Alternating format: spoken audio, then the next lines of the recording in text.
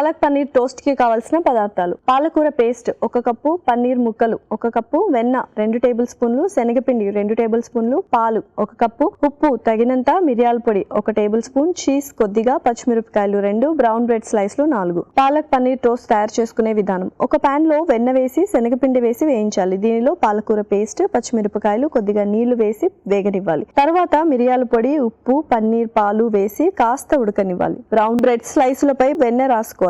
ఈ బ్రెడ్ స్లైసులపై పాలక్ పన్నీర్ మిశ్రమం ఉంచి చీజ్ వేసి 2 వైపులా వెన్నతో కాల్చుకున్న తర్వాత సర్వింగ్ ప్లేట్ లోకి తీసుకొని సర్వ్ చేసుకుంటే tasty palak paneer toast ready.